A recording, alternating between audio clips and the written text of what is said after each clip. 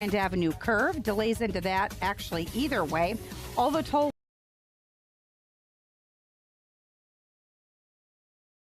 Advantage membership has its privileges, including early access to event tickets, exclusive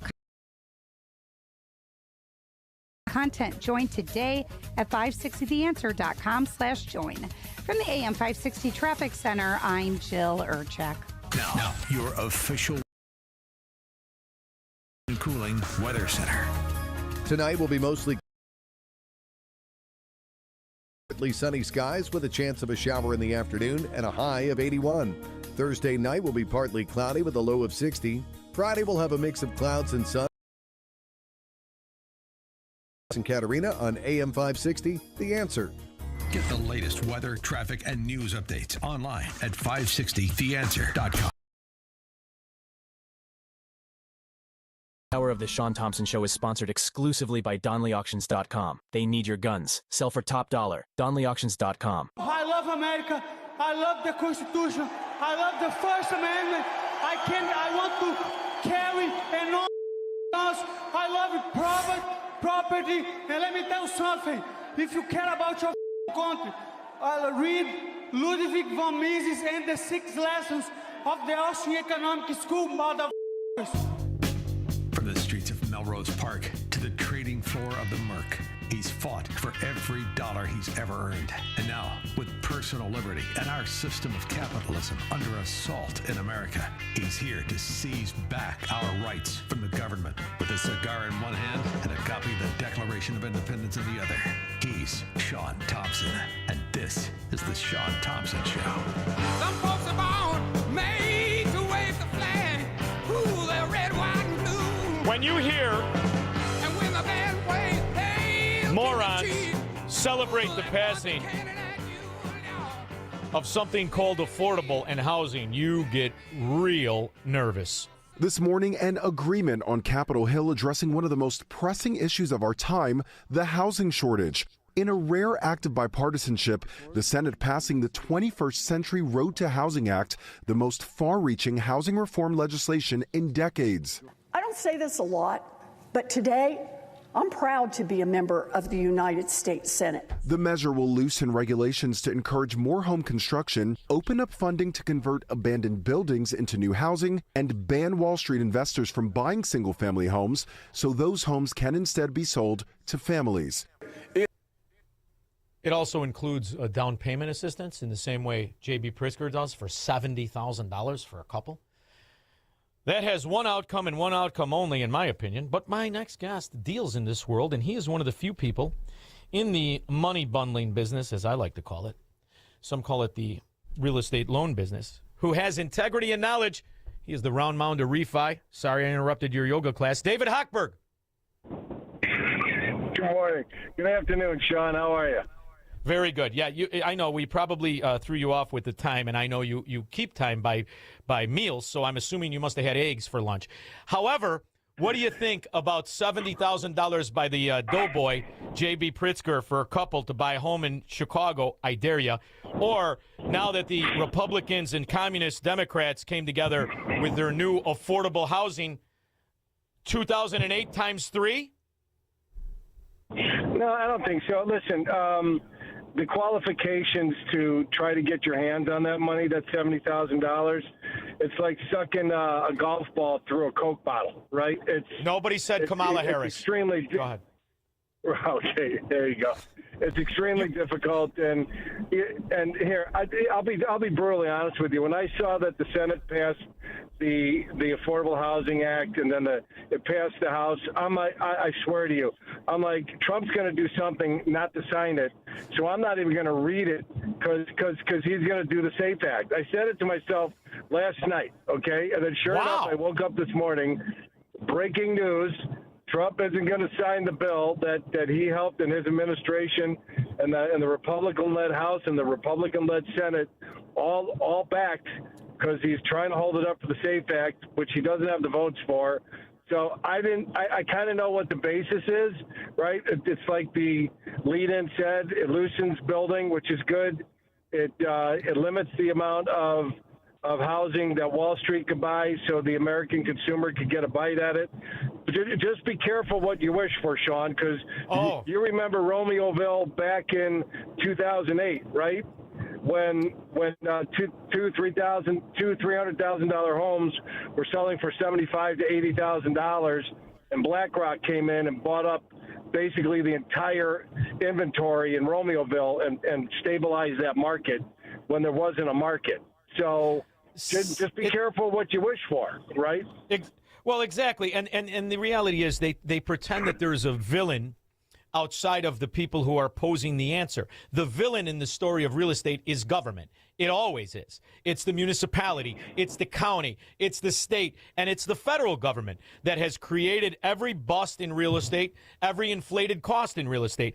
And it's fascinating to watch them glaze over the reality of what just these Democrat areas have done to real estate. And it doesn't have to be 131 South Wacker, but when you look at the destruction to the quality of real estate value, the abandoned properties and towns. You have towns in Illinois completely abandoned. Where's the housing crisis? Yeah. It's not a housing crisis. It's a quality of life crisis. And there is no quality of life in the most government heavy-handed areas, is there? Yeah, no, you're 100% right. Did you see what 401 South, I think, State sold for? It sold for 94% less than it sold for in 2016. I think it sold for like $4.6 million, and in 2016 it sold for like 94% more. I saw it in Cranes or something like that. 401 South State Street, Shaun, sold for 94% less than it did 10 years ago. Which means what? That tax burden is going to roll up on every single homeowner and business owner in Cook County who owns a piece of real estate. It's absolutely disgusting what's happening. And it's a staggering percentage loss, but you're doing it at face dollars. You're not even inflationally adjusting. When you inflationally adjust, it's well over 100%. Sure. When you throw in the taxes and the rest of it, I mean it's a lambasting beating. But you know, while you were talking, I asked the evil search engine machine, Clyde, how many towns? Listen to this. How many towns in Illinois are considered ghost towns? Over 80. 80. Wow. You have over 80 towns in Illinois that are completely abandoned. So J.B. Pritzker isn't giving anybody assistance. You could buy one of these homes in this abandoned town for next to nothing. What he's doing is steering financial loss. He's steering the puffery of inflated real estate prices in order to tax the people who could not afford their down payment on an inflated price that the house is not worth. See, because without that down payment, no buyers, the house values come down. They do not understand the very premise of what a market is. Right, and we've talked about this numerous times with the Chicago Land Bank and the meeting I had down there. You know, we had 3 or 4 black business owners who were home builders, who were building beautiful homes, Shaun, right, that they were selling for $250,000 to $300,000 on the southeast, southwest side, that up in Glenview or in your part of the world in Elmwood Park would go for $600,000, $800,000. Okay, I mean, just beautiful work that these black-owned businesses were doing, and every single one of them said, our biggest problem is cost of capital. We can't gain access to capital to build more houses. You're giving all the money to the people that are buying our houses. They're the ones that are making all the money, you know, because they're getting in with little to no money down and all these closing cost credits and, you know, blah, blah, blah. And these poor builders, which is who you need to be successful, because you need them to build these homes, are the ones that they aren't looking out for, right? Why don't you take care of the black business owners on the south side who have got a proven track record that have built homes in those neighborhoods, and give them a line of credit so they can build 10 instead of 1 or 2 at a time, and then you'd really put the housing market back on track. Because there are people out there, there are buyers in those markets who would like to buy the houses. There's just no houses out there, enough houses for them to buy. So it's they're hoisted. They're hoisted backwards. And they're hoisted by their own petard, right? Because so many people have either really good percentages on mortgages that they don't want to ever abandon, or they themselves don't have the wherewithal, the ability, or the energy to move. But you do have Right. In Cook County, in Chicago, the largest amount of abandoned existing properties, tax auction properties, properties that have been put into receivership. This notion that we buy the premise of their whole argument is what I find nauseating. Once again, they are lying about the premise of the solution and the problem. And all it leads to is the more economic destruction. And, you know, I don't know why people don't understand. A pebble in the pool of economy can be a tsunami of destruction if the pebble isn't dropped specifically where it needs to be, if ever at all. I am not one for government financing anything. And then when you talk about the fix, we're not going to have Wall Street buy houses. How many people, now, David, I know you, and I know what you've told people. How many people should not ever be a property owner and should be a renter, especially in an unstable market? I just talked to one Monday night. Here, you'll love this, okay? She makes 25 G's a year. He makes 30 grand a year. Her credit score is 620. His credit score is 520. They both have hourly jobs, but they've only been at the job for less than a year, each one of them, okay? Less than Never a year. buy. So I'm like, how much you got for a down payment? Nothing. I'm like, okay, so here's the plan, right? Number one, you're not getting a mortgage with no down payment and a 520 credit score on an hourly job 1 year into it. So here's what we're going to focus on. I don't know where they're even coming. They wanted to buy a $200,000 home, which they didn't even qualify for. You know what I mean? Not including their car loans and their credit card debt. I'm like, okay, here's what we're going to do. We're going to take a year pause. We're going to focus on taking care of your boyfriend's credit to get it from 520 to 620. We're going to then get 2 full years under your belt with an hourly job, which is what we need to go with an FHA loan or any type of loan. You got to show a 2-year history. And then we'll take a look at it at this time next year, right? The unrealisticness, that's not even a word. The unreasonableness of some of the listeners out there of wanting to buy homes when they don't even qualify to buy homes is like astronomical. I'm glad they're calling me, so at least I could tell them instead of them wasting time with another lender who's going to try to shoehorn them into a loan that's never going to close. But they will find the shyster out there. They will find one. That will find them a Penny Pritzker bank, a Pritzker loan deal, or some other fraud that will put them into financial turmoil for the next 30 years of their life. And this is the beauty of renting. I rented 30 years of my life. I never lived in a house from the time I was a baby till I bought my own house. Renting for people who are not wealthy is the safest, smartest move because your costs are fixed. When we talk about these buildings, they're connected. They just don't seem that they are. When people lose 90% and not inflationally adjusted money, they not only were renting, they're worse than renting. They just lost all their fracking money plus some. A renter knows what their costs are going to be. They can adjust and they can save and they can plan for the future. When an owner of a real estate, especially in Democrat Cook County, your property taxes jump 40, 50, 60% on some of these properties. You can't budget that. And next thing you know, you're bankrupt. So they continue to perpetrate the cycle of financially destroying people who can afford it the least. Well, here, and you know what? There's nothing wrong with renting. I mean, that 62 to 65% of Americans own home, depending upon the year, right? Between 60 and 65. All right. And I follow this guy on X, QE Infinity. He's fantastic. Okay.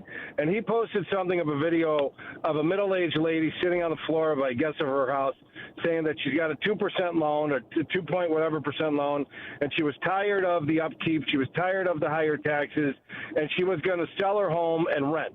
Right? And people were pounding her, absolutely pounding her. So I chimed in. I'm just like, listen, this is a grown woman here. It's a good move for her because she doesn't want to own a house. And unless you're going to step up and fix all the stuff that goes wrong in her house that she doesn't want to fix, is what she said in her video, or to throw money into the pot to help her with her increasing real estate costs and insurance, stay in your lane, mind your own business. I got jumped, right? I got jumped online over this. So I'm just like, listen, it's a grown woman. Stay in her own lane. I mean, why do people care what people do, Shaun? I don't, she wants to rent. They're fascists. Who cares? They're fascists. I mean, that's the irony. These are fascists. They don't understand what the word means. They're forcing people to own. They're forcing people to buy who shouldn't buy. Years and years ago, after the collapse, I had come across this guy who I don't know him. I still don't know him, but he's a wonderful guy, wicked smart.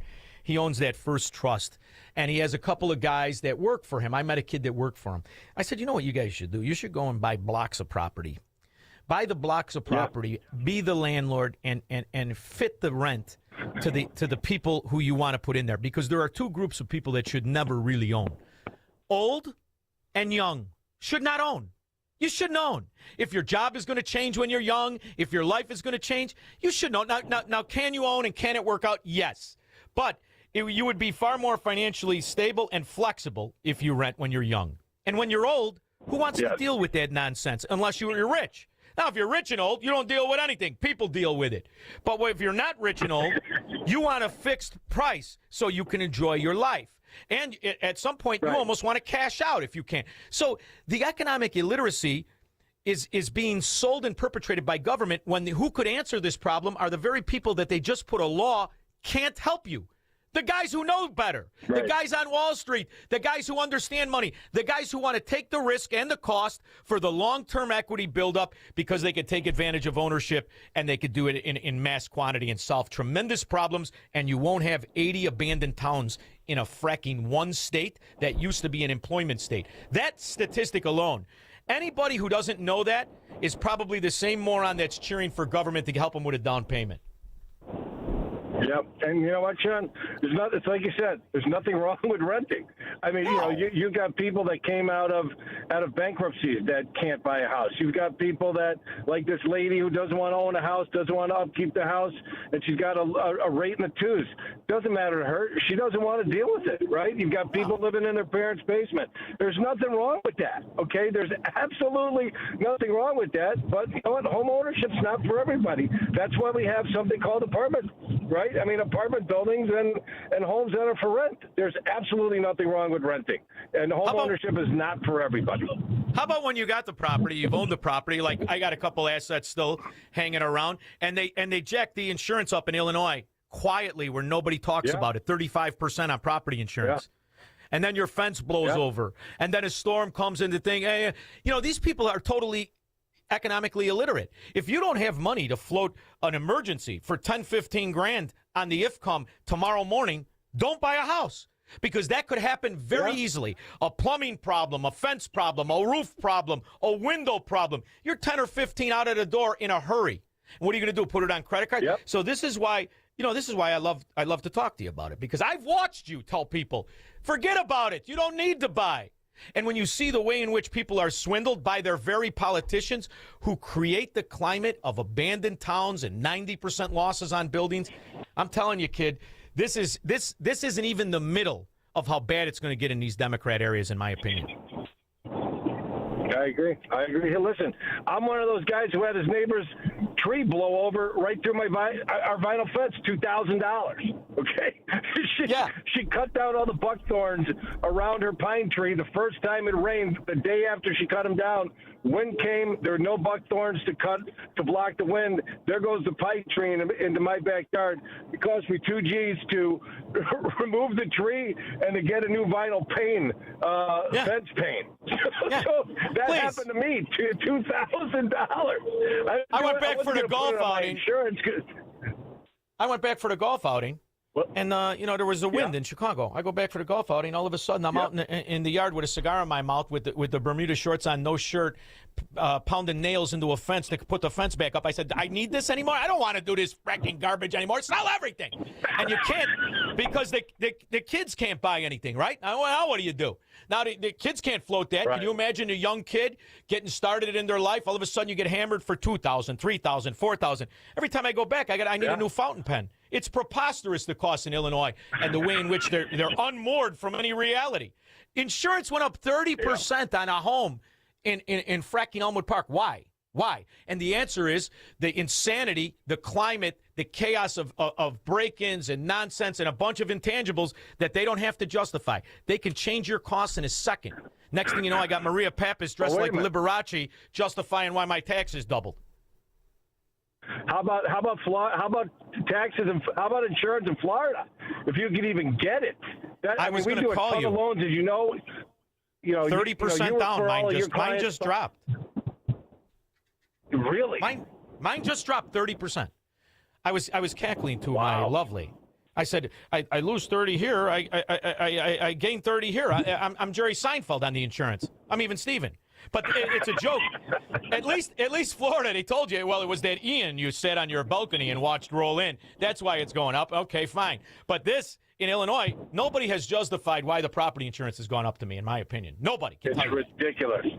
It's ridiculous because they can, and they did, and they shoved it right down everybody's throats.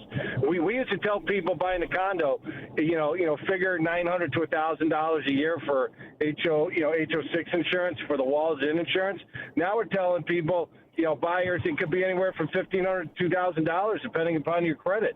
So it's doubled. It's absolutely gone up 50 to 100%. So everybody's got a budget for it, and it's just costing everybody more money. You know what else is funny is the HOAs people are ignorant to. I know this in real estate. You know this. And then when you're living through it, you have to tell these people in HOAs, if you're a good person and you understand the economy, get on the board because morons, sexually frustrated third wives can ruin your day.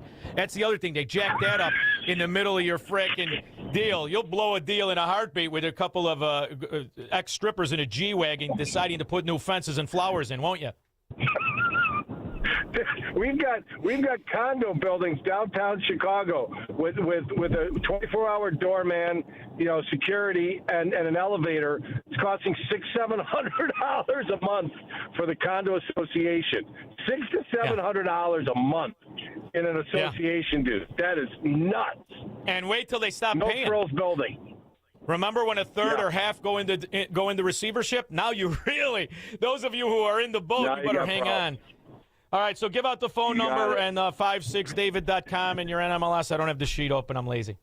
All right, that's 855-563-2843 or go to 56david.com, NMLS 1366675, equal opportunity lender.